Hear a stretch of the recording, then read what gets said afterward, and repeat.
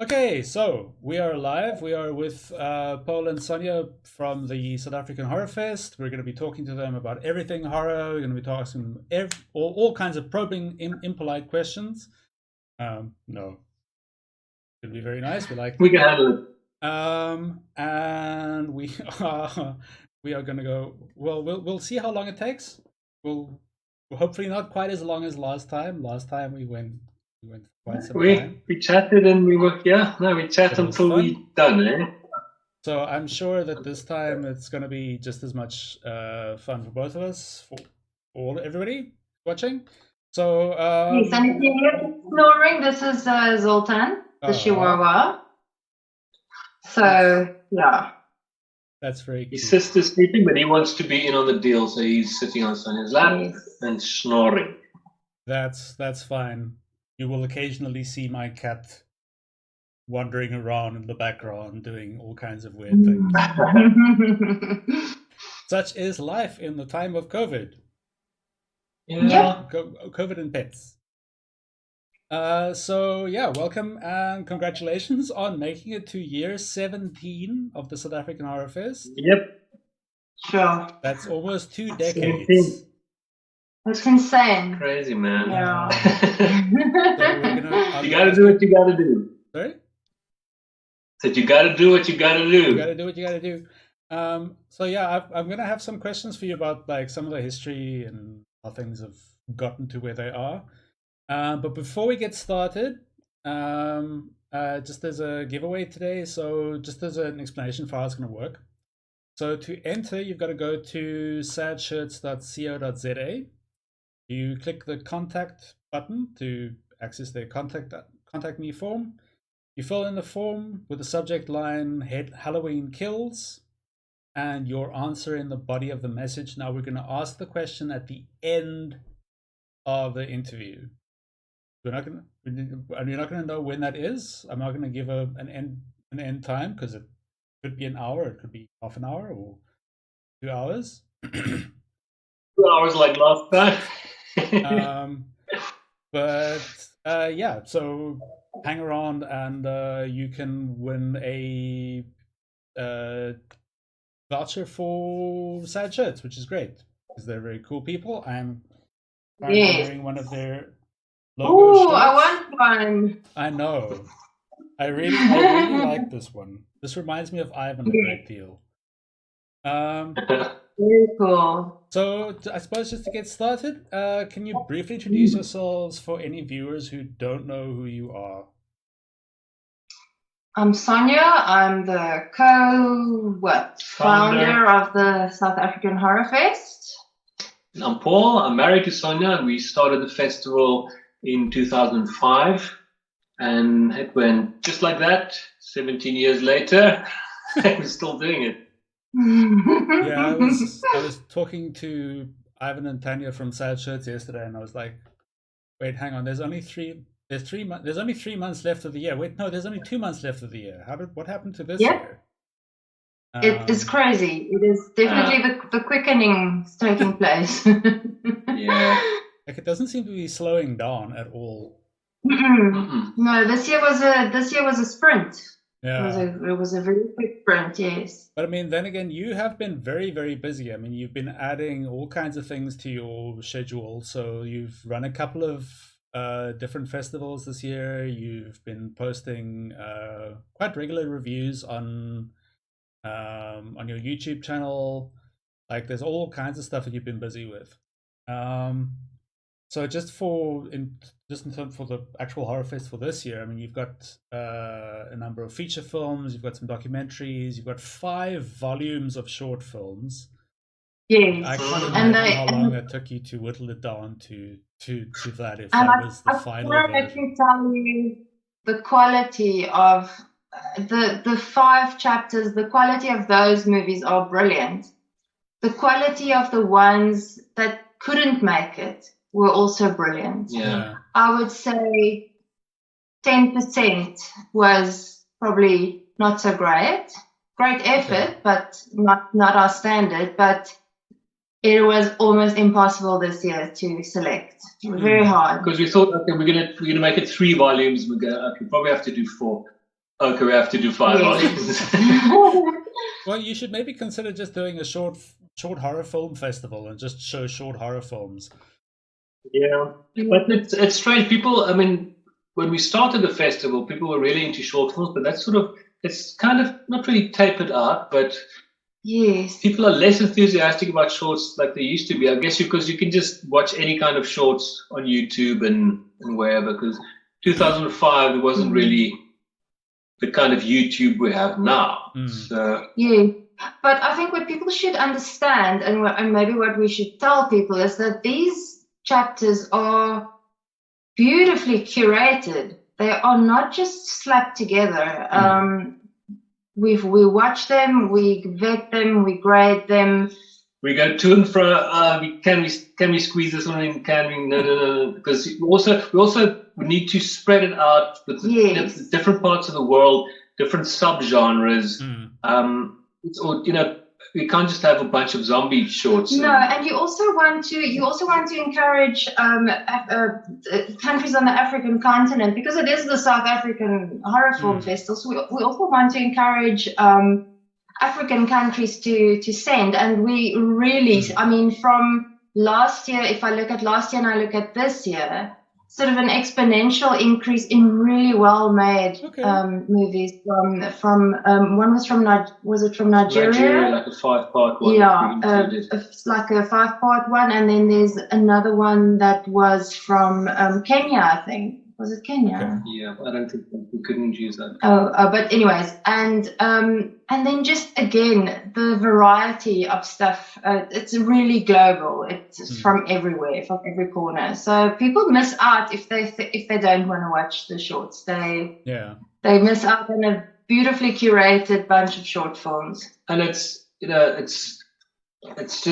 stuff you won't see. You won't really get to see it anywhere else, because lots of these shorts, they're doing the rounds at film festivals, so they're not, for the most part, they're not allowed to put it on a streaming service or on YouTube, because the film festivals want it to be strictly available in their area at the festival, not just anywhere. Because then why would people want to watch it if they can just switch on YouTube and watch it there?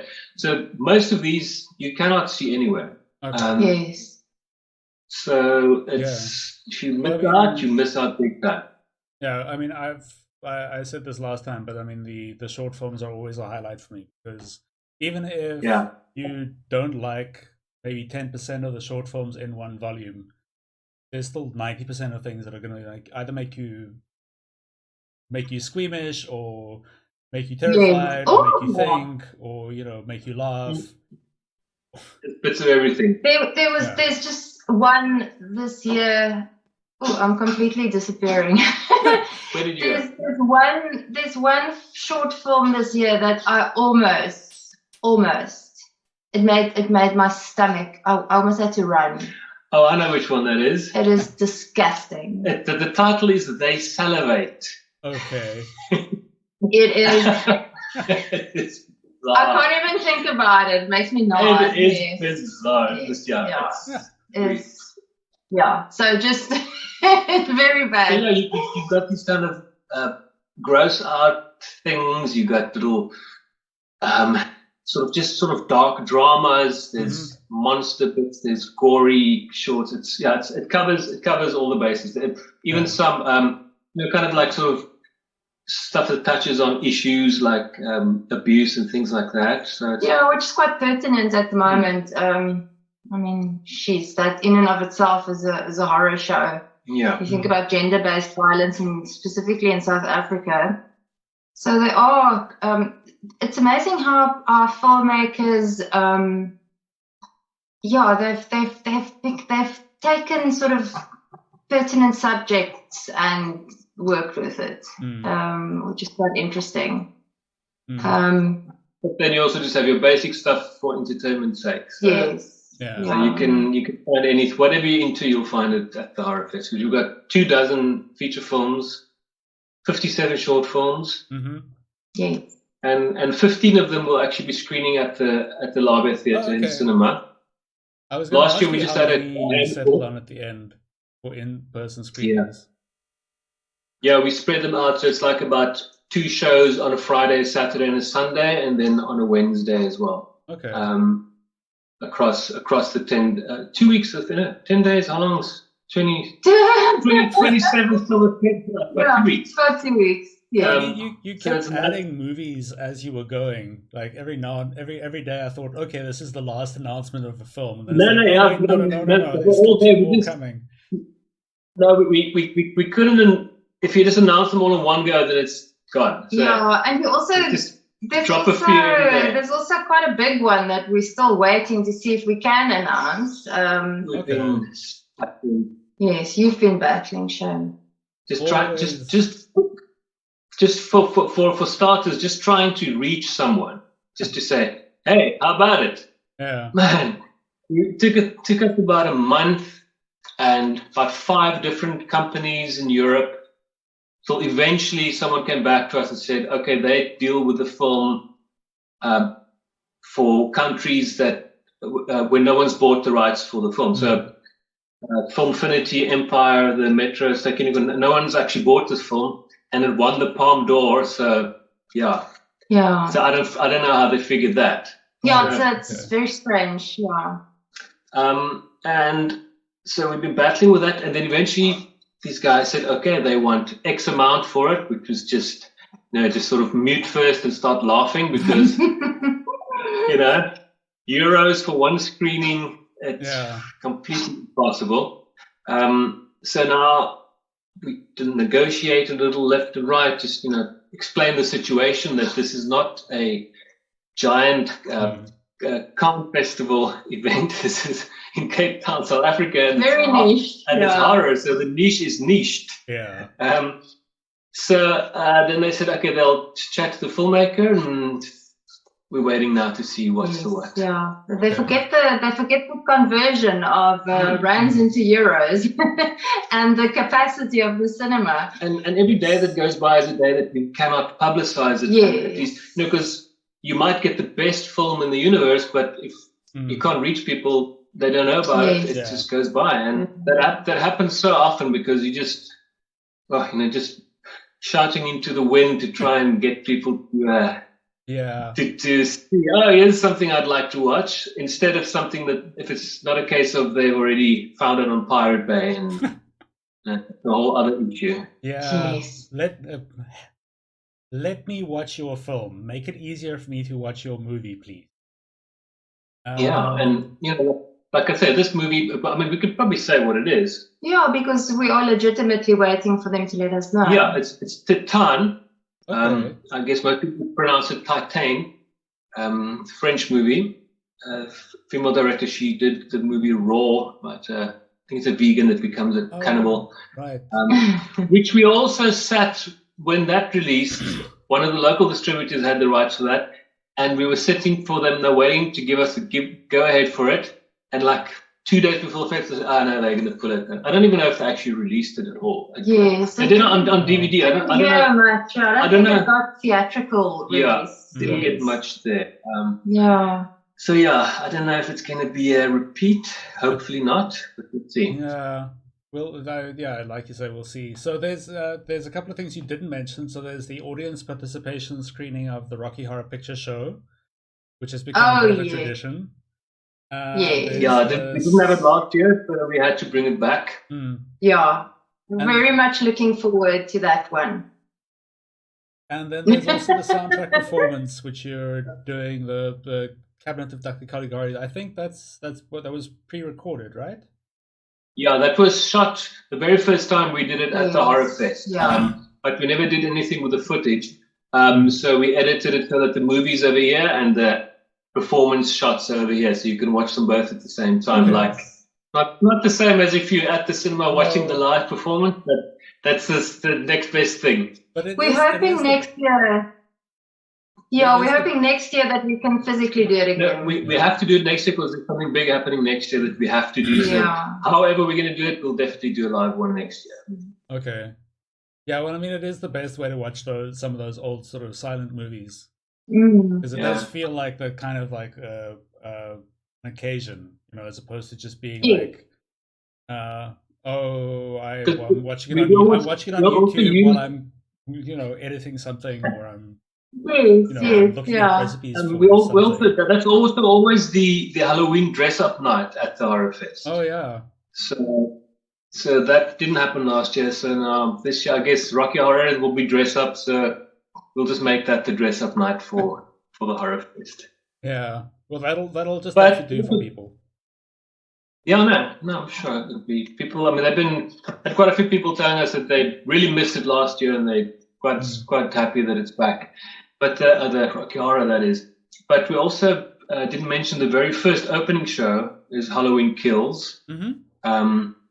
We managed to get it a couple of days before its release. It releases on the Friday. We've got it for the Wednesday, so people can watch it before everyone else in South Africa. So they have to come down for that, for the opening show, Wednesday 27th. Yeah. You're going to be there. So, you've already booked at another cinema, you bastard. No, I haven't booked for anything yet. I've been so busy setting up this interview and yesterday's interview, and like there's this and that, the next thing. But yeah, so apart from those, are there any movies in the series lineup that you think are particularly good to go watch in the actual cinema? All of it. Yo, all of it. And you can't say all of the it, opening man. movie is the opening movie is Halloween Kills, and the closing movie is Slumber Party Massacre. Yes. So, which was shot in South Africa with South African actors, including Rob van Vuuren as the psycho with the drill. Yep. So that has to be attended for the closing show. I've got a specific question about that one, actually. Okay. So in 2019, you closed the festival with a special live commentary screening of Curse of the Swamp Creature. I looked this up. It's a so bad it's good monster movie hosted by the self-same Rob van Vuuren and then also Corin Janes. So this year you're doing the Slumber Party Massacre remake. So how do you feel about creating a monster? Someone has to do it. Yes. So next year, old Rob will just have to come back to something else again. I don't know. Yes. If I can make a mention or two, and I'm not, Paul's going to have to tell me if they're actually showing in cinema because I'm not sure. There's a movie called Vicious Fun. Yeah. On Saturday, the 6th of November. Yes. We've got two 80s vibe movies. Okay. The first one is Wolfman's Got Nads. Yeah. It's a documentary on Monster Squad. Yes. This 80s movie about these kids taking on the Universal Monsters. It became a huge underground cult. It wasn't successful. It wasn't successful, but it became a cult film, and people are still huge fans. Yeah. So we screened that documentary at 6 on Saturday, 6th of November. And then the 8:30 show is Vicious Fun, which is set in 1983. Okay. And it's also brilliant. It's really you. It's like a horror comedy. You full on get that 80s vibe. Brilliant actors. Some people from The Office. Guys. Yeah. There's basically a guy is a horror movie reviewer, journalist, and he accidentally lands up in a bar where a group of serial killers are having like a therapy session. And things just go sideways from there. Oh yes. Because I watched all of the trailers this afternoon. Okay. Oh wow! And those are two of the ones that kind of stood out for me because I think they do get that sense of time and place. Yeah. But now what we decided to do with this, because it's like an 80s vibe, we're getting DJ Rob Father to come DJ some 80s tunes there on the Labias Terrace. So like before 6, up and across the two shows. So before the movie, people can park off, have a drink, and listen to some 80s. Listen to some 80s music and get into the vibe. Yes. And then there's another movie that's quite good. I'm not sure the Sist if it's showing in the cinema. Sist is also getting a screening. Yeah. Sist is brilliant. It's the Gore Fest movie of the festival. I'm not normally into gore, but this one is hilarious. But it's always better if it's gore comedy. Yeah, it's a comedy. And then if something more serious, and I don't know if it's screening in the cinema, is Hall. It's also got a cinema screening. Which is a very it's a hectic movie, and it's also quite sort of apt for the times. Although it was made before the whole pandemic, but it's amazing how it must have been sort of in the universe for people to have thought about that scenario. Like a viral outbreak. A viral outbreak. So it's not, it's categorically not a zombie movie. And it's not the same old, same old. And it's not the same old, same old. It's really brilliantly made, beautiful acting, and the production value is high. So it feels like a sort of a top end movie. Okay. And it's more in the serious vein of things. Another one that I loved is again a comedy. We've got quite a few comedies. Is An Ideal Host from Australia. I mean, completely. I've never seen these people before in my life. The good thing, the trailer doesn't give away anything, which is great. Yeah, it's great. You're quite surprised. It goes off the rails big time. It just looks like people arguing at a dinner party. So it goes way out there. Well, it is people arguing at a dinner party, but it's the worst dinner party you've been to. But they don't show you in the trailer because I hate it when they give it, like the Halloween Kills. They just gave away too much in those trailers, man. Yeah, the teaser was brilliant. The teaser was short and sweet. Yes, I want to see it. And then you almost see every single kill in the freaking trailer. Yeah, no, it's too much. And then the Parker sessions I also enjoyed. Also, again, more sort of a serious... Low budget, confined. Yes. Two people. But still, even if you think about the production value and just two actors and so forth, it's still quite a compelling thing to watch. It felt like it really got me. Okay. I couldn't stop watching. And another one that I want to mention, which I also enjoyed, is Acting, which is also a very small production, but for the size of the production, brilliant flick. Also more serious and more hectic. Well, it's more like dark dramas than horror, but I mean that's close enough for us. Yeah. So is Acting in the cinema now? So Acting is just being screened. Streamed, sorry. But also what people must keep in mind is everything isn't available from start to finish. No. Because we can only have them for certain periods of time. So people also have to check out the schedule because it's like sort of 3-day chunks. Some movies are for the full duration. The Cabinet of Dr. Caligari live soundtrack will be streaming for most of the festival. Okay. We have 2 full moon movies again, Baby Oopsie and The Resonator, Miskatonic Youth. Baby Oopsie, I don't know if anyone's seen the Demonic Toys movies. That is so freaking classic, man. Yeah, but anything full moon normally is quite classic. It usually has some dolls or puppets involved. But now, Baby Oopsie, it's a spin-off. It's this little psychotic baby doll that gets resurrected and murders everything. Happy on steroids. And the other one, The Resonator. I don't know if anyone remembers the movie From Beyond. Yes. It was in the 80s. It's H.P. Lovecraft. This resonator thing that stimulates the environment, and you go into another dimension, and all these creatures start coming out and cause cuck. So we've got that one. I was watching the trailer for that when Ryan came in. He was like, "Hey, wasn't it like that movie that we saw?" Like, it's the same. It's the same sort of storyline, but it's not the same film. Yeah. But I mean, there aren't that many. Actually, there aren't that many Lovecraft-inspired films. Like not directly that I know about. No. I still haven't seen The Color Out of Space, which is Sandy's movie. Yes. No. Did you see it?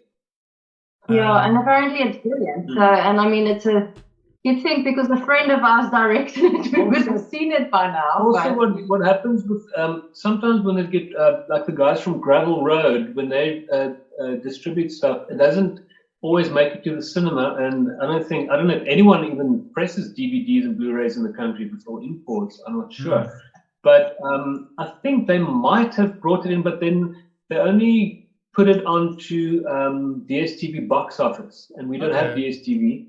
and we've never rented anything on box office when we did have DSTV. Yeah. So I think that was one of the few places you could access it. Yes, yes, yeah. And we haven't bothered with a VPN, and I'm Yeah. not going to try and find it somewhere and copy it. Oh and no, steal definitely it. not. No. You know, we try to do things above board. There's another film that I would like to mention, The Explorer, which is actually quite an interesting idea. It's a cryptozoologist, and there's a French guy. field that I'm very, very, very interested in, and he goes into the African jungles, probably like I would imagine the Congo area, and looks for this. It's kind of like an African Loch Ness monster. Yeah. Yes. Okay. This legend of this monster, and he's trying to track it down. And he's he's dealings with the local tribes and stuff. But it's a full-on documentary. So for people that are into documentaries and into the field or the interest in the field of cryptozoology, they will definitely find it very. So like if you think there's a Bigfoot and or like the chupacabra or things like that, that's the type of thing. But we've got other documentaries as well, like Woodlands Dark and Days Bewitched, the history of folk horror, and that's 3 hours. That is a very, very dense documentary on the history of folk 3+. Wow. So you pause and take a break, and we try to get into the cinema, but just to schedule that in between. In between, very hard. And then you need to talk about, because I didn't see it, is the metal. Yeah, that's another documentary. And horror. It's the history of metal and horror. Oh yes. Most people, if you're into metal music, you're into horror, and vice versa. Most of the time. And that is such a cool documentary. They started making it long ago, but they actually finally got to finish it. So there's some actors who've been gone for a while, like the original Leatherface and Sid Haig, who's Captain Spaulding. They speak to members of Slipknot, Anthrax, Metallica. Alice Cooper, Metallica, Rob Zombie, John Carpenter, actors, musicians, just how they got into horror and how horror influenced not just the horror movies influenced the music, also how metal music like John Carpenter likes Metallica and stuff, how that kind of spills back and forth. Yeah, it's quite interesting. It's a very, very cool doc, and we're hoping we're gonna get some metal heads. We've got one cinema screening for that on Friday 9th. We've got one screening, and that only streams for 3 days on Halloween weekend. So Friday, Saturday, Sunday, and then that's that. So if you're into metal, get your ass down there or watch it on the screen. And I didn't mention this year for the first time we're streaming it at the Labia home screen. Yes. The theatre that we've had as our theatre venue for the last 17 years. Yes. The Labia Theatre in Cape Town. With the whole pandemic thing, they were also kind of forced to make a plan, so they created their own streaming home platform. screen, yes. So that's labiahomescreen.co.za. So that's where that will be streaming. Currently, they're all parked at the bottom of the page until they get activated. So if people go there, they'll see a bunch of other movies that's streaming through the Labia's platform. But so from the 27th, you'll be able to find our stuff on there. Yes. And we're also kicking off our streaming with. Sometimes to look at this clip. Nice. The Jason Rising. Why can't I remember the title now? Oh, it's a fan. It's Jason Rising. I think it's Jason Rising. It's just blanked on it. It's such an incredible film. I actually also watched it. It is Jason Rising. Jason Rising, and it's completely made crowdfunding vibe, and it was a fan-made movie. I mean, just brilliant. Because for so many years, the last time people saw Jason was with Freddy vs. Jason, and that was over a decade, more than a decade ago. Probably a decade ago, yeah. Probably even more. So people have been sort of barking for a Jason movie. Yeah. So these guys just thought, well, it's going to make their own movie. And they actually got an actress from one of the original movies. Oh, wow. Yeah, and it's well made. It really, I was full on impressed by it. It felt like it was from. It could have been made by. It could have been one of the franchise. But the handy thing is, if you've got a hockey mask and a big guy, you're kind of sorted. So just for that alone. Yeah, but I mean the whole vibe and the way they shot it and the no, for sure. Camp Crystal Lake. If you see Jason standing there with an axe or what, I mean, obviously it's axe, machetes, all different kinds of weapons in this. Gets resurrected. So it's sort of the storyline is. Don't worry about the storyline. Freaking nuts. People just want to see Jason, so that's fine. Yeah. But what was really cool was watching the end credits to see the list of the crowdfunding participants. Oh, wow. It was unbelievable. It went on forever, like 4 lines deep. It just kept going. Going. No, they had fantastic participation. People just gave because I think people were so desperate for another Jason. So definitely worth checking out. I really enjoyed it. Okay. So it was brilliant. Yeah. Again, just give the people what they want. Out. They even Absolutely. There's another movie.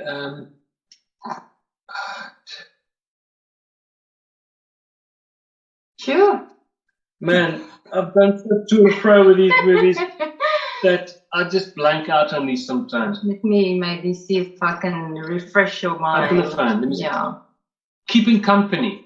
Okay. Oh yes. It's a black comedy. It's these 2 insurance guys that accidentally end up in the basement of this kind of a serial killer's house, and it's got a great cast. It's well written. It's greatly well acted. Also. This one also has some people from the Office. From the Office, yes. So yeah, it's just not full on horror. Okay. Although I mean, I guess there are some body parts and stuff hanging in the storeroom. So yeah, it's got horror elements, enough of it to qualify. But and then another one, the Pizzagate Massacre. Oh yes. It's a satire on the whole Pizzagate saga. Illuminati, reptilian creatures and stuff, and a guy and a journalist go out to try and go to this pizza place to now get to the bottom of it. Yes, So there's a kind of a Fox News type presenter that sort of riled them up, and very much inspired by sort of the time, you know. This very specific issue. Yes. So I mean, these movies aren't full on horror, but they're like dramas with weird layers. Yeah. Another one of those is Motherly. It's the same guy. Well, a lot of the same guys. I don't know. Did you see For the Sake of Vicious last year? I think that's one of the ones I missed. Okay. I think it was like a scheduling thing where I had run out of time to watch. But it's the same. Many of the same filmmakers. Yes. It's a very, very similar story as well. Also intense. But it's very, very cool. It's something that needs to be checked out. Zoltan, can you hear him there? Yes. Well, he's obviously very educated about horror films, so he must have some opinion that he wants to share. Good guy. Trying to think what else we can mention. I think that we've mentioned all the ones that Shot in the Dark you didn't mention. So Shot in the Dark is also one that's not full-on horror, although it's a kind of a serial killer that holds someone captive. But also all these things, it seems like the same old thing, but then it has a twist. So there's always a twist, which is great. And we also have, every year we have at least one anthology movie. Okay. And this year's one from Chile, called Apps. It's five stories related to phone apps. Yes.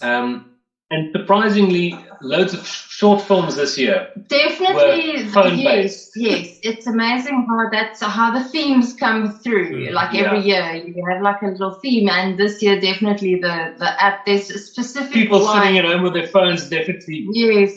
spilled out into the world. There's a specific short that I'm not going to give names now, but that I thought was brilliant.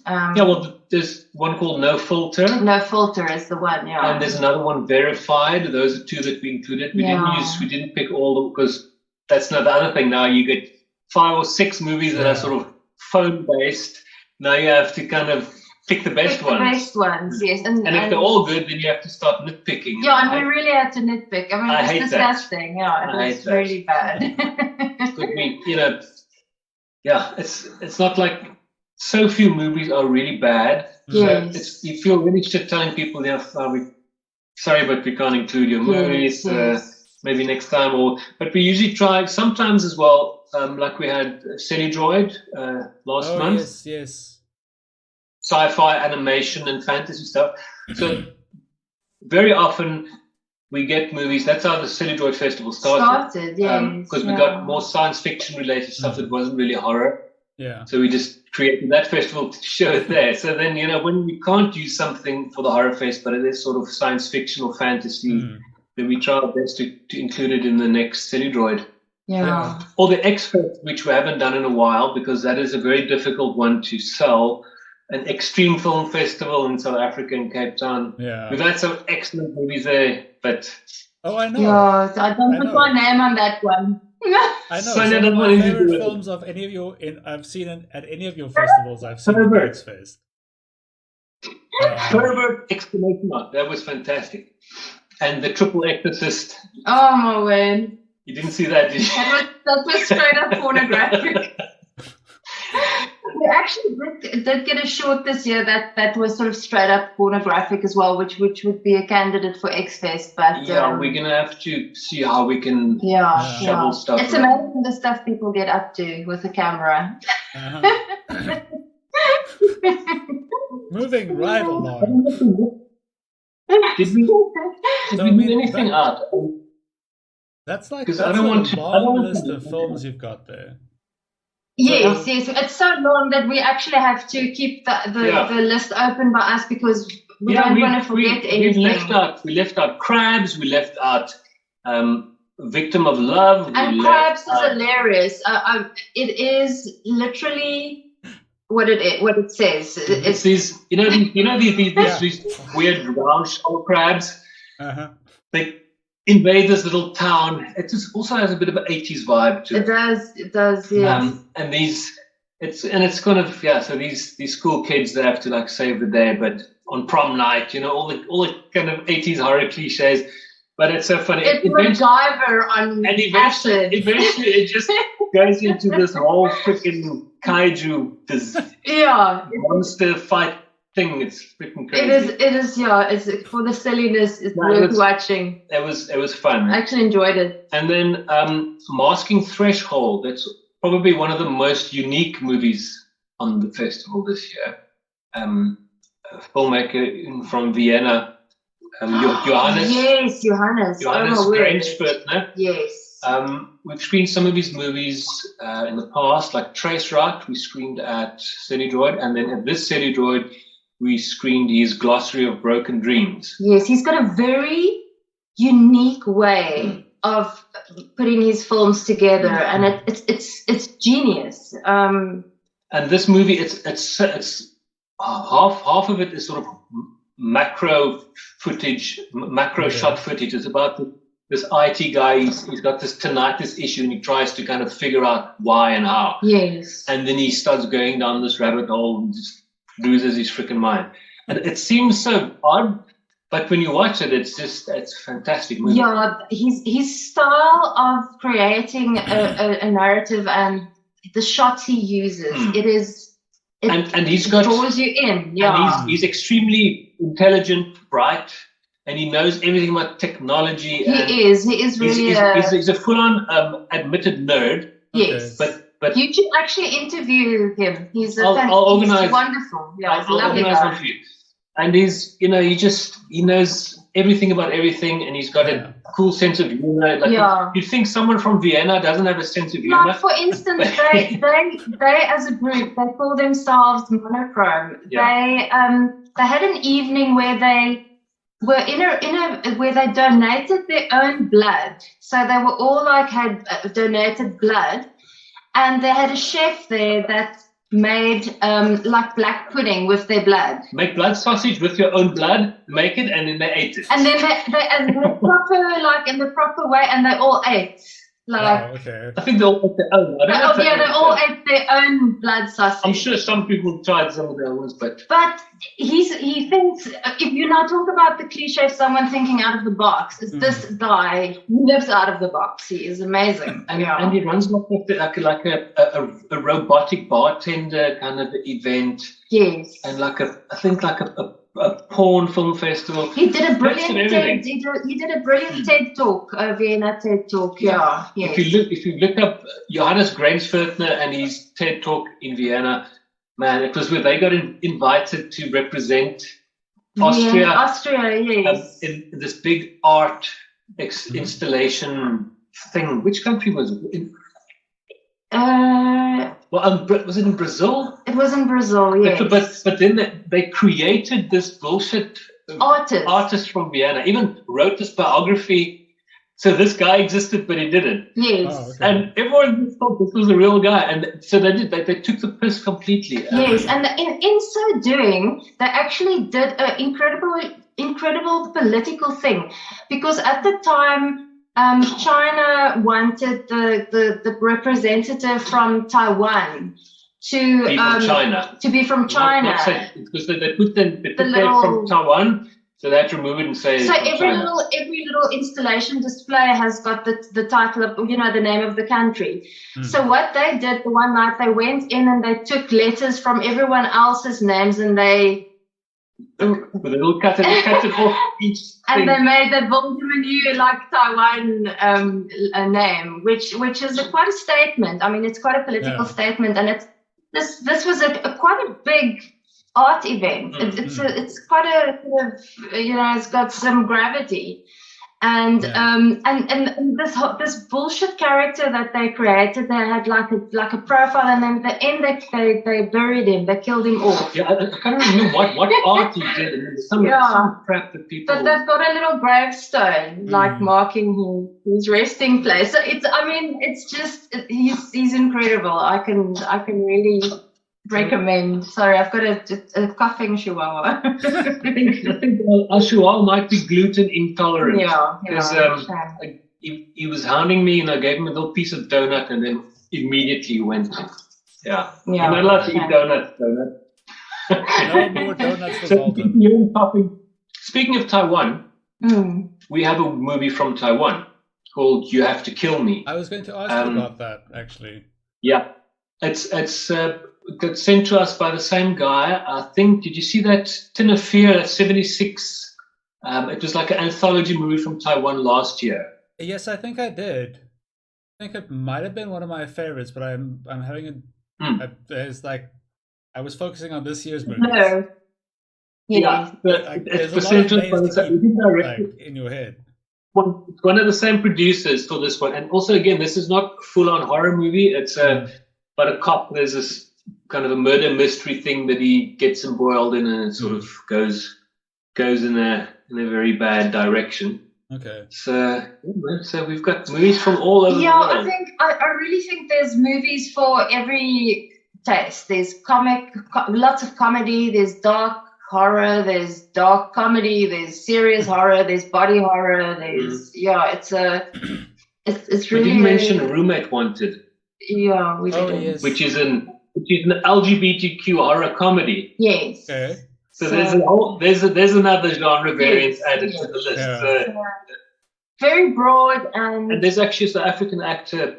It was made in the States. A South African actor in there as well. Yeah. Okay.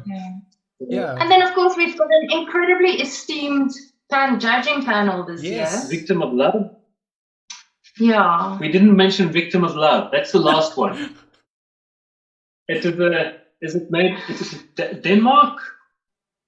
I don't think I think it's from Denmark. It's about a guy who goes looking for his girlfriend. She disappeared.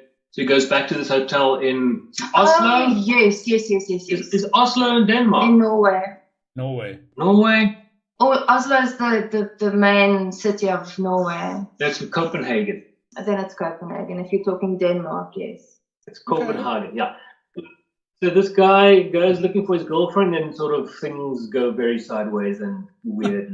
Yeah, it's got a dark, very dark movie. Yes, but it's very stylish looking. Cool. Production value is great.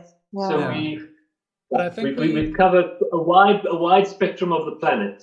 A wide spectrum of the planet, and also a wide spectrum of a very sort of broad genre. I mean, it is a very broad church. It's a little bit. I was saying, Ivan, yesterday, it's a little bit like metal, in terms of like there's all these subgenres, and like everybody has their thing that they specifically like, and then maybe you're not that big into one particular genre, but this one just particularly like pushes the button for you. I'm not much of a like thrash metal guy, but like Strapping Young Lad is like great. I love that. It's a metaphor. It's a very good metaphor. Yes. I mean, you're throwing the net quite wide, I think, with the selection. Like, that's obviously something that you've thought about. I mean, Paul works his behind off, literally, to source and get the rights to screen these films. So I think if people just for one moment understood the amount of work that goes into just curating this thing, I think people would support it more, because it really, there's a lot of thought that has gone into it. Same with the short film collections. I can say the same for the feature collection. We really try and cater to, there's something for everyone in the horror, in the world of horror.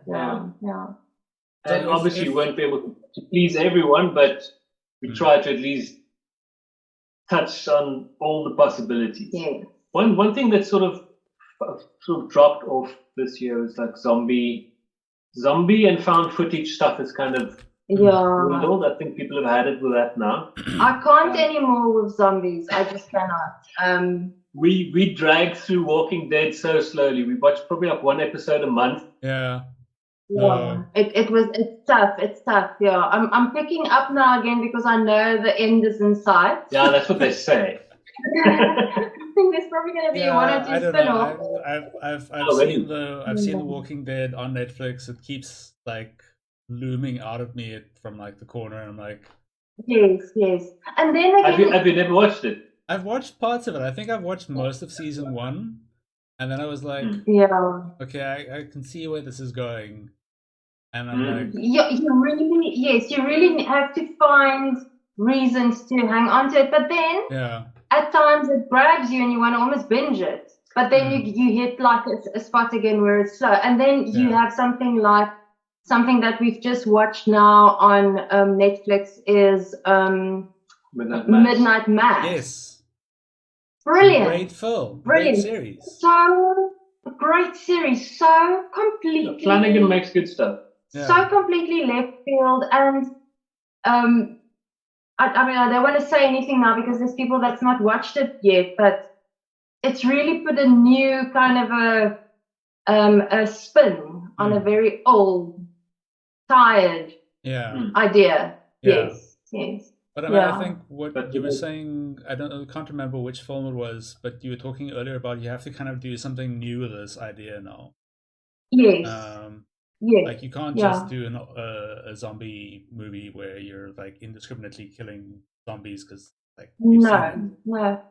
It's similar to I remember years ago we had a gazillion movies of a girl duct taped into a chair with a platter of torture instruments, and when I see that, I shut down. I just do not want to.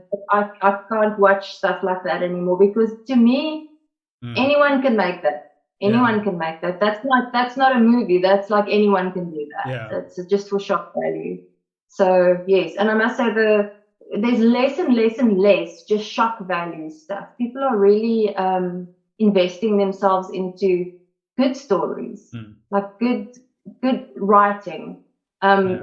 You watch movies and like even like Blumhouse movies, you watch some of them and they fall apart because of the writing. And if you look at some of the movies that we've got here, I mean, there's some of them that do fall apart as well completely. Like I think no, don't say I'm not going to say anything. No, but I just don't knock the fucking movies at our festival. No, but I mean the really comedic ones that become out of the realm of out of the realm of any kind of. Yeah, sure.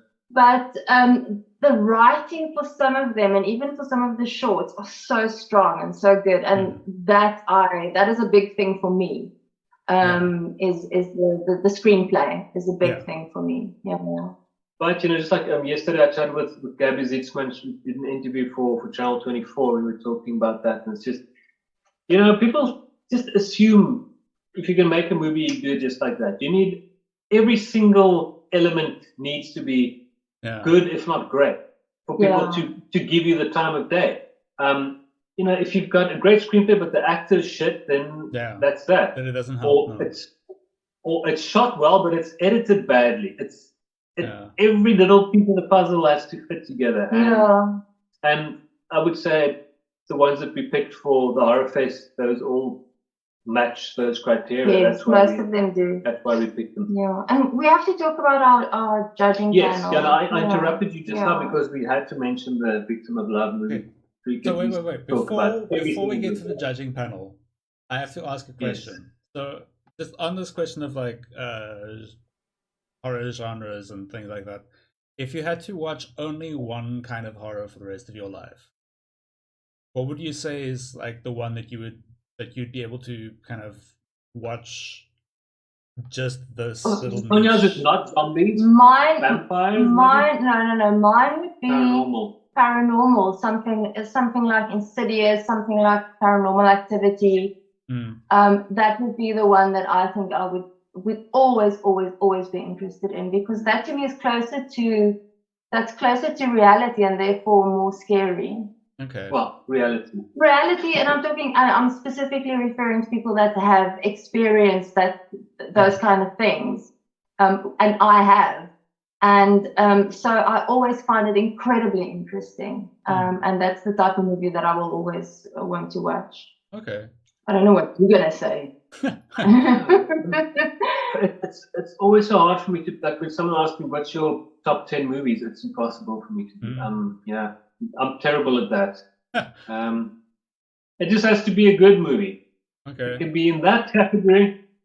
That is so wide, so broad. But like I'll watch good horror movies for the rest of my life. Let me put it this way. I think both of us we don't like unnecessary and gratuitous rape, violence, torture.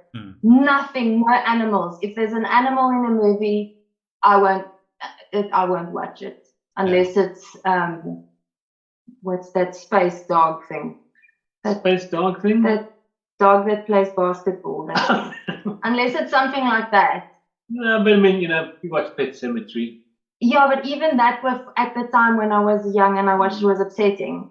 So that I can categorically say, like something like I Spit on Your Grave and Last House on the Left, although I know they have a cult following, they do nothing for me. Nothing. I have no time for those kind of movies. But there's horror and then there's horror that's kind of sort of reality based, and that is, you kind of want to be entertained by a horror movie. You don't want to feel like you need to go take a shower. Yeah, I think. But hey, different types. I mean, we did show 2019. It was actually the first festival ever that screened the original I Spit on Your Grave, the new Spit on Your Grave Deja Vu direct sequel. They did some remakes, but this is the first direct sequel, and the documentary about it. And I wanted nothing to do with it. But then again, in saying that, we were actually on the set of when they remade Last House on the Left, which I think they did in a much more tasteful way whereas the emphasis were in the right places. It wasn't shock horror for the sake of shock horror. Yeah, there was some. A tiny bit of it, but it didn't sort of take over the movie like the original did. Yeah. Okay. Yeah. So just coming back to your I was going to say infamous, notorious, acclaimed judging panel. Do you want to tell us who's judging and they're judging the best feature film or just the best shorts? Going to be sort of where we group the top batch of feature films and the top batch of short films, and then we'll dig into those and decide which ones stand out for different categories. Yes. Okay. Yes. So we've got Mick Garris, who I absolutely adore. He's gorgeous. Got beautiful long grey hair, and he's also quite a big. He's very involved with Stephen King. He's produced the TV series for quite a few Stephen King novels. Directed The Shining. He did the TV series The Shining. The original The Stand he did. Oh, right, okay. Yes. He did Sleepwalkers, I think, which was written by Stephen King, a screenplay, not a book. Yeah. So just a specific screenplay written for Mick Garris. Yes. He's done Riding the Bullet. He wrote the screenplay for the second Fly movie. Fear itself. One of his early directed movies, I think, was the second Critters. Yeah. That Gremlins ripoff. That was one of his early ones. Wow. He wrote the Hocus Pocus, which is like a Halloween favorite with Bette Midler, like a kind of a family-friendly Halloween thing. Yes. And he did Psycho, the beginning. Yes, that's right. The fourth Psycho movie. Yes. We actually talked about it the other day when we were doing the Bates Motel that we sort of couldn't finish. Oh, No. yes. We mentioned him there, and he's very involved with. He's got a podcast, Mick Garris Post-Mortem podcast. Interviews. I mean, he's interviewed anyone and everyone that is worth mentioning in the horror genre. He's interviewed. Yeah. And then we've got the Soska twins, the Soska sisters. Jen and Sylvia. They made. I think the first movie was Dead Hooker in a Trunk or something like that. but the movie that they made an impact with was American Mary. Oh, brilliant! Absolutely brilliant. This medical student that gets involved with weird. Very sort of Cronenberg body horror type. Type vibe. Yeah, fabulous movie. Fabulous. It's actually on Tubi. Do you have Tubi? At free channel, free. I think we watched it on there. Yeah, if you don't mind the ad every now and again. No, that's Plex. Oh, okay. That's Plex. Actually, I think does Tubi have ads now as well? They do, yeah, they do. But they brilliant, and I know that they're remaking. They have remade a Cronenberg film. Rabbit. Yes. His first movie, his first big movie. I mean, two gorgeous girls. You can see they don't take shit. You can sort of just see it when you look at them. Two beautiful girls, and they're from Canada. And I think they've got quite a future ahead of them. So they're still young. Young enough, eh? Yeah. And then Tony Timpone, I've known him since back when I wrote stuff for Fangoria magazine. Yes. Back then, and he was the editor there for a very long stretch. And he, whenever there's a documentary on. Same with Mick Garris. When there's a horror-related documentary, you always see Mick Garris and Tony pop up there, giving people their expertise. Yeah, they're so willing to share. And they know a lot. Yeah, and they know a lot. They're very... Tony's he produced documentaries on horror, and he's actually one of the movies that we're screening, which we didn't mention, The Changed. Okay. We didn't mention that as well. That's kind of a sort of a sci-fi-ish kind of angle with Tony Todd, the original Candyman. Yes, how did we forget that? Shoot. Yeah, so Tony is one of the producers on that, so we included that sort of not in competition, just as kind of a special Africa premiere for them. Yeah. So that's another one that we didn't mention. Yeah, but I mean, it's quite a nice collection of. We always have a fabulous panel of people. But this year we were lucky to get. It's always been local. This year, all the guest jury members are from abroad, and they've accomplished. Yeah. Cumulatively, they've accomplished a shitload. Yeah. in the horror genre. So, Yes. so we feel quite privileged to have.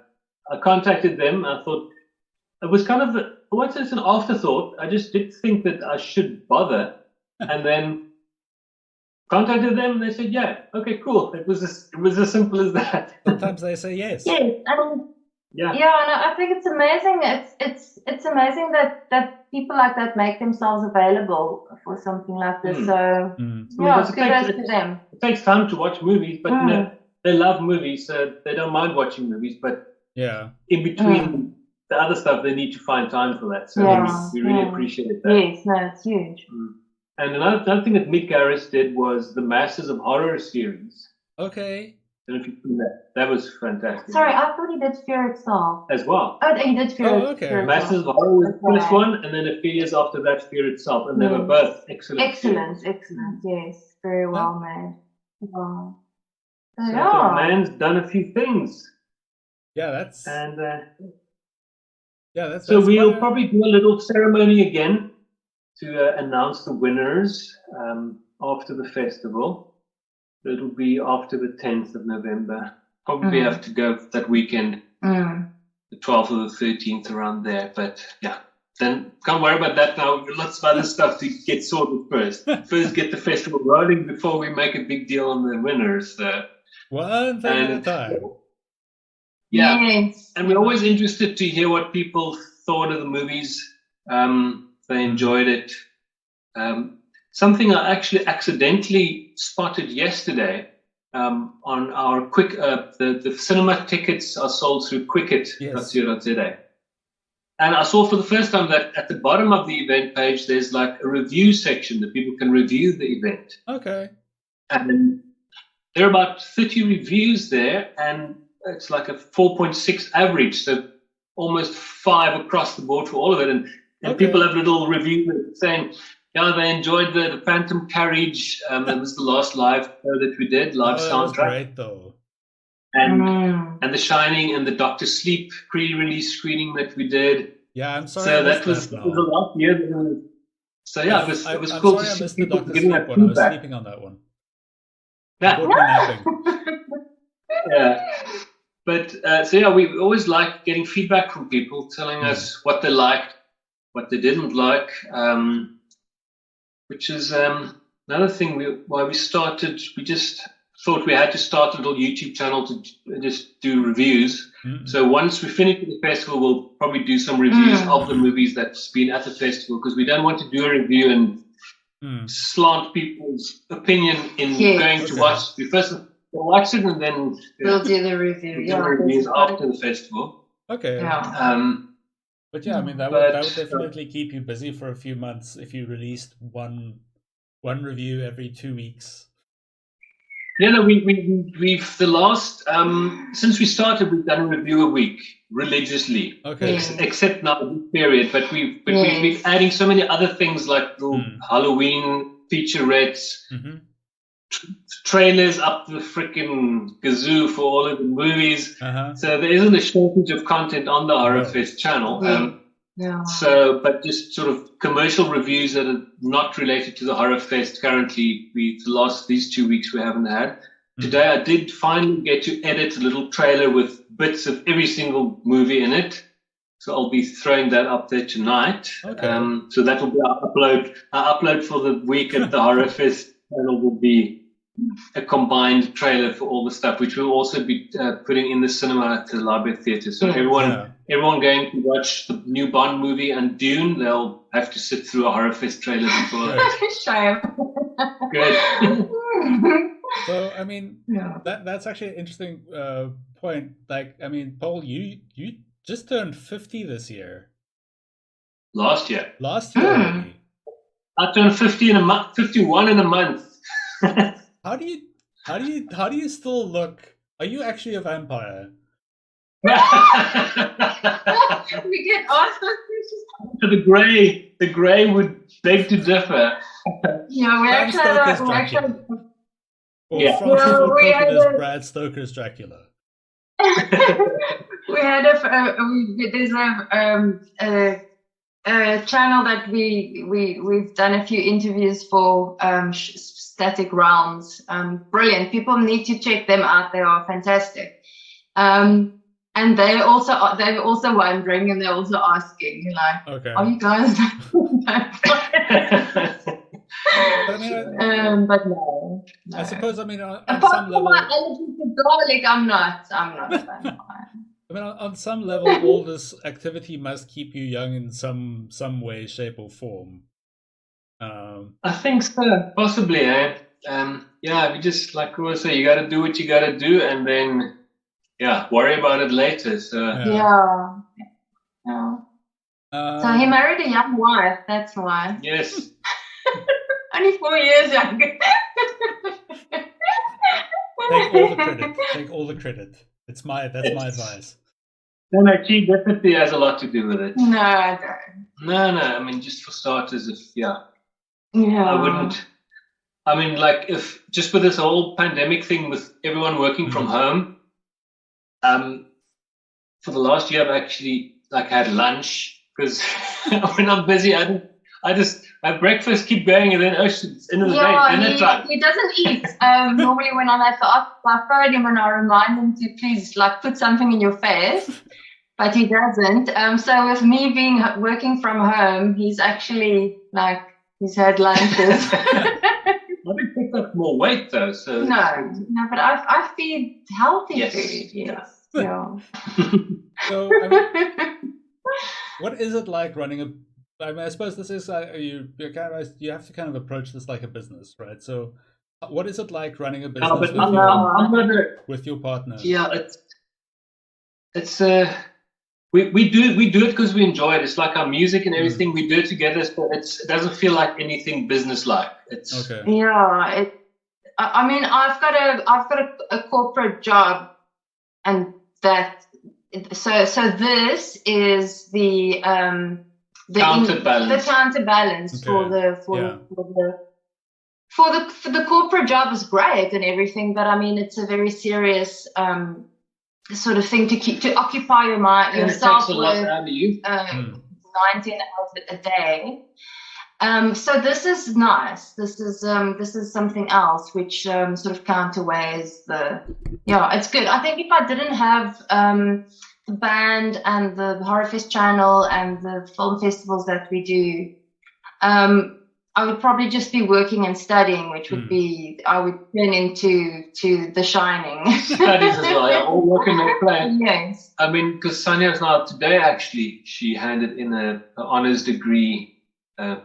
Just the last chapter of. I still have to hand in the full thing. Well, but yeah, it's leading towards the final thing. Yeah. So she's been studying on the side as well, just doing extra, getting a degree and stuff. But yeah, so this is all good. It's all good. And Paul doesn't run things. He does run things like a business, but it's very I think I sometimes force a little bit of structure into it because he's artistic. He's all over the show, but in a good way. And I will sometimes tell him, make a list, tick the things off on your list. That's not making a list. You've got all the stuff in the head, and they all get done like that. Yeah, like the tentacles. And manage all the shit around you. Except when they don't get done, and then you get into trouble. Sorry? Except when they don't get done and you get into trouble. Yeah, no, but there's just, because it's the two of us, sometimes you just cannot get to everything. So we try our best, and then sometimes, like today, there was one thing I thought, so again, I still haven't done this thing, but it's not going to affect the festival as such. It could help with this, that, and the other, but it would be nice to have a team. Yeah. But I think it's one of those situations where you're going to spend more time explaining to people how it works and what to do. Or redoing something. You can just then do it or redo it, you know. But yeah. we have had some friends and people like Noreen helping us with the bloody Yes, parchment. the bloody parchment, yes. Which we didn't mention. Yeah. The literature section. Yeah. We used to have it at Book Lounge, and then at the Labia Theatre have authors come in, local authors, and read bits of their work. But now, obviously, it's not so easy. So, and there's been quite a few anthologies. I mean, there's like a few that's been published in hard copy, and then the others are electronic copies. Yeah, there's a short story competition every year as well. And then the winners get compiled into a best of. We've had 2 print versions and about 6 ebooks. Yes. And this new version might also be a print option. So yeah, because we felt it was important for people to write horror.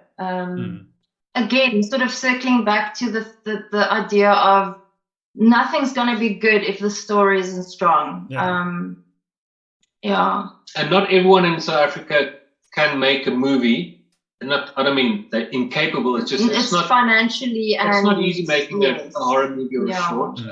So it's we get people to get creative and write horror. And there's some brilliant stuff that come out. And there are people who have been doing it anyway, but then you also have some who just sort of try their hand at it and they end up being pretty good. Yeah, and I mean Narina's been excellent in curating it. So she's really done a lot for the bloody parchment and to get it where it is today. Yeah. So like we did for last year, people can, if they go to the Horrorfest channel on YouTube, they can check out last year's stories, because all the authors, they just shoot themselves reading a little piece and then send it to us and we edit it and put it down. So instead of having a live audience, anyone from anywhere can watch it now. Yeah, and you can actually watch last year's ones as well. Yeah, so you can check out last year's ones. The new ones will probably going to have them to kick off on the 27th when the festival starts. We'll have them on there, or maybe do a couple a day. I'm still going to see how I'm going to do that. Instead of throwing everything out there, just do it piece by piece. And again, it doesn't sound all of that enticing, but when you actually listen to someone telling you a story, it is, and especially a horror story. And their own story. And it's their own story that they created. I'm quite a big fan of that. So, Yeah, I mean, that's... So yeah, we haven't discarded the literature chapter. It's still there. It's just online. Yes. Okay. So I was gonna ask you about that. So so like there won't be like a physical like event for it, but there will be sort of things on the YouTube channel that people can go and check out. Yeah. Yes. Which also actually will be about like I mean with everything that COVID has brought, it has forced a lot of people, including some like international and United States based and European and Australian people, to kind of go like, okay, well, we've got to put this stuff online anyway, so why don't we just let basically anybody from anywhere join in? Exactly. Yes. It's what it's actually done is it's made the global village has just become a smaller village. There's this. I mean, the guy that coined that phrase, Lumen, I think was his name. He predicted the advent of the internet and the fact that eventually we will become a global village. And I think the whole COVID thing has just sort of fast tracked it. And desperation is the mother of invention. So I think, and I mean, it's amazing because I remember with last year's Horrorfest, it was almost like an international festival because people across the sub-Saharan Africa. But last year we had because when we streamed it with Fright Fan, it could also open to the rest of the world. So we had a sort of sub-chapter called the Global Horror Fest, where people who said, we can have their movies can be available globally, because most people want geo-blocked for Africa only. Or South Africa only.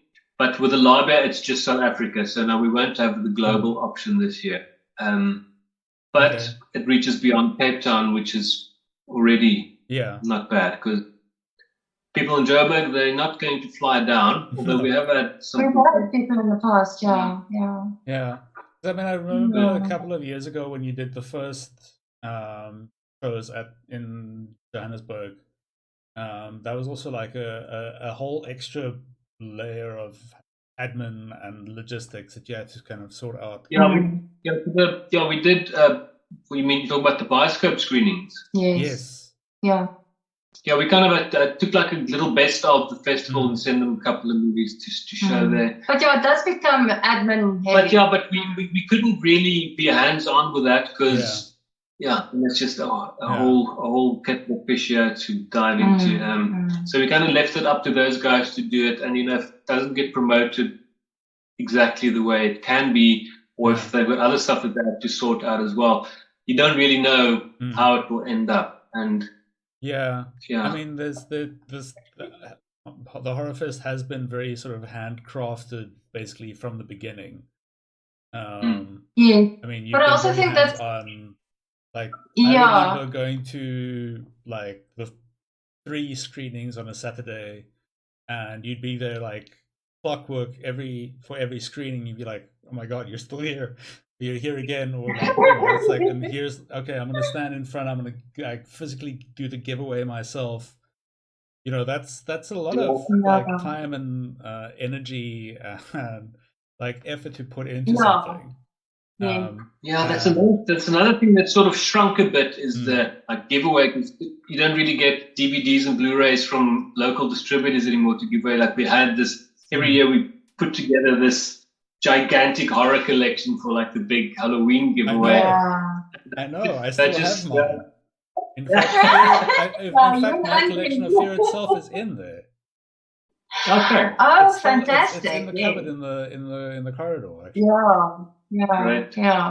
So, but I think as we go back to a more hopefully, I mean, no one can tell when this thing's gonna, because now they're talking about a sub Delta variant of the Delta variant, and you never know when this thing is gonna. I don't think we'll ever go back to. I think the old normal is gone forever. I don't think we're gonna get that back, but we are gonna have some kind of a normal. I think, but which is going to include being present, being face to face, being more hands on, and then because I love the giveaways, I love the fact that, especially on the live performances nights, those were one of my favorite things to do, was to pick a winner and give something to someone. I miss that. I do miss that. Yes. I mean, especially because people had to physically go dress up, and they had to plan their outfits for like months in advance, and like people went all out on that stuff.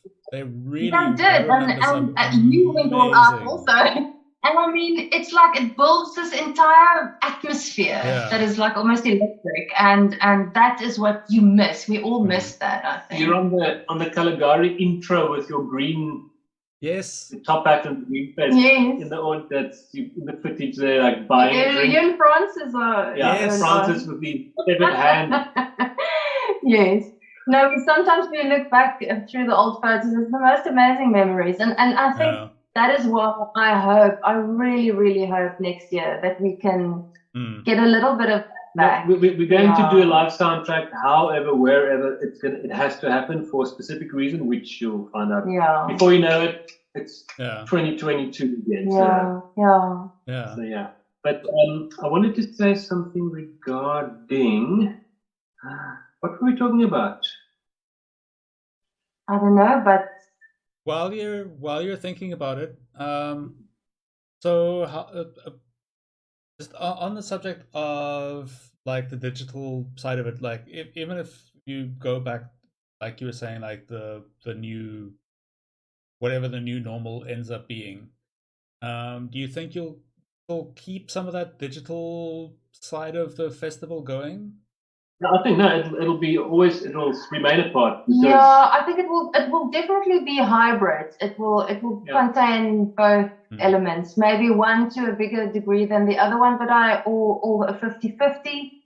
But it will definitely stay we'll definitely always going forward have this element. Because now the option is also there is if someone really wanted to go watch it in the cinema and they missed it, then they could still catch it Yes.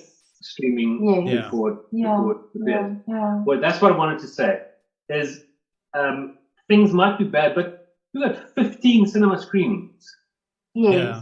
Yeah. That's it's we probably had about 8 in our very first festival. Yes. Yes. So it's almost double of our very first event. So it's not that bad. No, I think it's such an improvement on last year. It was very sad for me last year's Horrorfest, even though It felt weird. it just felt so odd and so strange. I had a massive like Halloween dinner party just to make myself feel better. A massive Halloween dinner party for 5 people. For 6 people. Six people. Yeah. Well, that's all I could fit in our lounge. Yeah. For me, that's massive. And it dressed up, and it was a whole themed event. So I had to. Skull cake, everything. I just had to do something to make me feel like it was Halloween because And also, we never really get to Halloween. No, we never. Because we're either running around getting the sound sorted for the live soundtrack at the Rubber Theatre, or there's a problem with the projection of this thing. We have to get the file. We don't, the shit behind the scenes. So it's also been it has also been good in terms of like this year for Halloween I'm gonna go to the Rocky Horror, something that I think the only time I actually went for the whole thing was when I was in the shadow cast. I don't know if you were there that year. Yes. We did year? a shadow cast. It was the first time. The first time we did, yeah. And I think that was the only time that I went there dressed up, but then I also had to work. I had to perform. And I had to get all my friends to agree to perform as well, and which is like to convince your friends to be characters in the Rocky Horror is like a big ask. And you were in it, but you had to back to the screen, so you didn't experience the movie at the same time. So this year for Halloween, I'm dressing up. I'm gonna we're gonna have our dear friends Blaze and Carter selling the little participation packs again. Okay. For participating in the audience participation. So I'm very much looking forward to that. Okay. Very much. Yeah. I mean, I think that is definitely something I missed last year at the festival. I mean, what I did appreciate was being able to watch the movies at home. Yes. Thinking back on Paul's rant, a relatively polite rant on the YouTube channel, like, because I was also kind of quite regularly ranting about the film students coming to watch their short films and then talking through everybody else's and then being silent for their own one and then talking again. So I'm quite happy with watching some of the movies at home, but like at some point you just go like, that would have been really fun to see with an audience. That would have been like that would have been a fun experience with like a bunch of people around you, and you're all laughing, or you're all kind of going like, absolutely. It's like Celluloid. It's like we can't do Celluloid without Plan 9 from Outer Space. No. Yeah. With a bunch of people watching. Hey, man. It's night. It's it's good day. It's night. It's day. No, that's Outer Space. Continuity. It's going to be nice to get little bit of those things back. It's going to be great. So I'm conscious of the fact that it is already like almost an hour and a half. Yeah. And we did say it wasn't going to be 2 hours. Let's make it a nice hour and a half. No, we don't want to bore people to tears. They want to hear the question to win the ticket. So. Yeah. So one quick question before the actually a couple of quick questions before the giveaway. Your most underrated horror film from the last, let's say a year. Underrated, Hereditary. No, that was about 3 years ago. But I can't think of anything more recent. Midsommar was more recent, but people loved it. I don't know. Most overrated horror movie. I'm so like easier to interview. Am I not? Okay, well then, what's the most overrated horror movie from the last, like that you were watching that you're like, This movie's going to be great. hang And you on, watch it and I was like, The Night House. Not many people saw The Night House Oh because yes. I don't know how many. Yeah, it got released and I don't know if it's Brilliant. okay. Yeah, underrated. Yeah, The Night House. Most overrated would probably be sure. I think and it actually hurts me to say this, but I think the last in the Conjuring franchise probably was a bit overrated. Well, it was highly anticipated, but it didn't deliver as we wanted it to. Okay. No. Yeah, it didn't deliver what you were hoping it would. Sonia loved the first two. I mean, I love those movies. Yeah. And now there's another Paranormal Activity that's going to go straight to Paramount Plus or something. I don't know if it'll get a cinema release. Yeah. Because she used to like the Paranormal Activity as well. Okay, so so we are gonna have the giveaway in like just a minute. So if people are still watching, they can get their chance at winning a Sad Shirts voucher. But before I forget, where can people go to buy tickets? Cinema tickets. Web Yeah, tickets. the cinema tickets. Cinema tickets is at quicket.co.za. Okay. And the streaming will be at labiahomescreen.co.za. Okay. I think you can. But everything you can go to. Labia.co.za and then just look for the home screen link as well. I'm not sure. I don't know if it's probably a link there, but I don't know how accessible it is. But labiahomescreen.co.za, chop. Otherwise, go to horrorfest.info. Yes. There you can access the movie section, you can access the streaming section, you can see all the info, all the movies with trailers, everything is on horrorfest.info. Everything. Yeah. One button for home screen, one button for cinema. Yeah.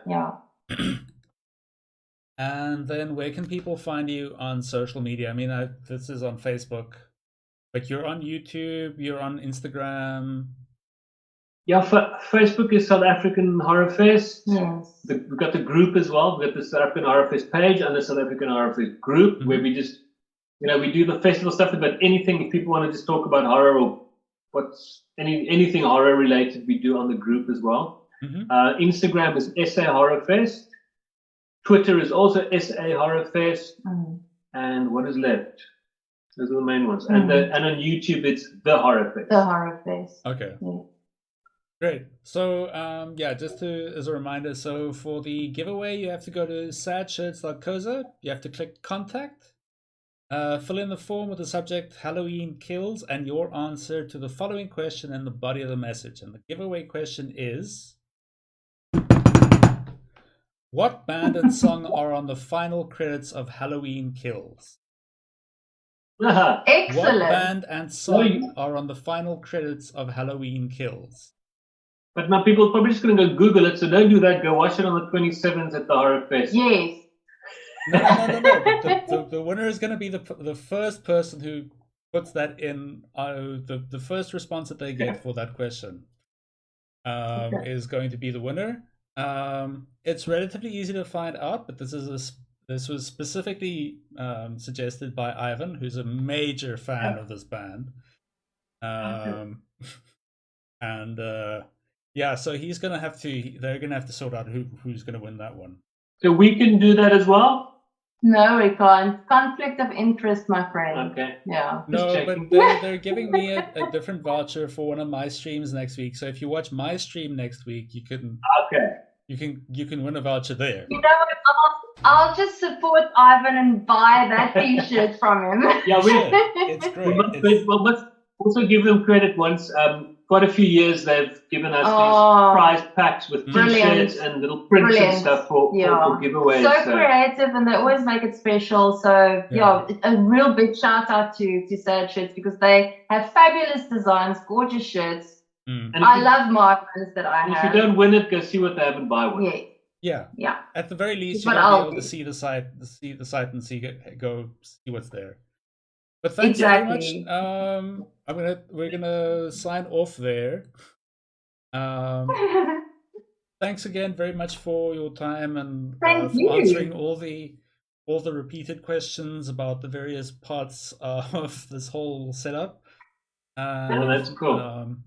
You've been very, very Wonderful. accommodating, and I hope this is a fantastically successful festival. And Thank you. Thanks, man. What we didn't mention was that the Jason Rising will be for free on the streaming. all So right. people can watch it for free. I think it'll be for about 5 days to a week for the first batch of the festival. So if you just want to check it out, go in and watch Jason for free and then see. And I can recommend it if you're a Jason That's great fan. fun. It's great Hey, fun. every single movie is great fun. Watch them all.